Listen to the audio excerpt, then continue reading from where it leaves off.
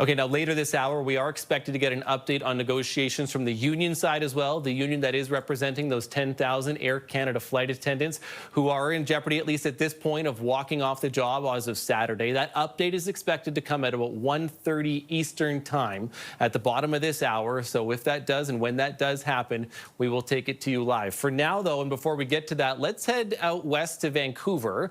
CTV's Kraig Krause is standing by. Kraig, you just heard part of that interview from Air Canada.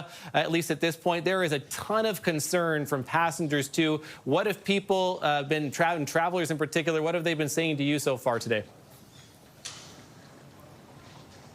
Well, good morning and good afternoon, Matt. So what we're hearing right now from passengers here at YVR in Richmond, BC is a lot of anxiety. We've been here since about 5:30 this morning, and many passengers are doing domestic flights. Others are doing international flights. They were able to get on those planes. But as we just heard there from Mark Nasser, the CEO of Air Canada, is that those long-haul flights, that is what's beginning to be canceled. So here at YVR in Vancouver, we are seeing Manila, Singapore, and Sydney, Australia. Those three flights, whether it's late tonight, early tomorrow morning, have been canceled. There are dozens, like he mentioned there, today, tomorrow. There's going to be even more. Upwards of 500 flights are going to be canceled across the network.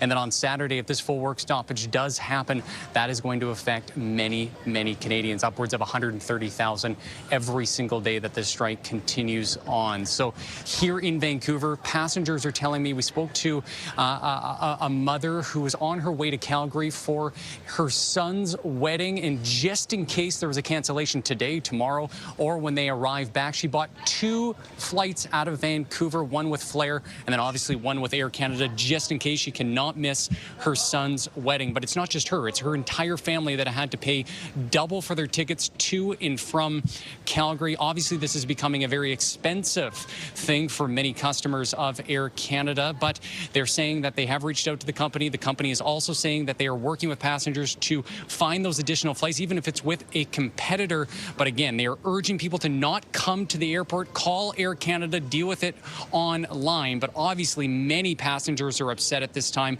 and are kind of up in the air of what's going to happen over the next 24, 48 hours. Yeah, and I just want to ask you too, at least Kraig, at this point too, we've heard from people that are leaving, but also people that are coming back, people that are already at destinations, right, that if flights get canceled, they're going to have a really hard time getting home. And that's the concern here, Matt, is that there's still thousands of Canadians who are abroad that could potentially be stuck if those flights do get canceled. That's something to keep a close eye on throughout today and tomorrow to see what happens between these negotiations. Do they get a deal done before that deadline of early Saturday morning, or is this going to be a complete work stoppage across the country, affecting, like we mentioned earlier, over 130,000 people every single day? Okay, Matt? Kraig Krause in Vancouver for us. Kraig, appreciate this. Thank you.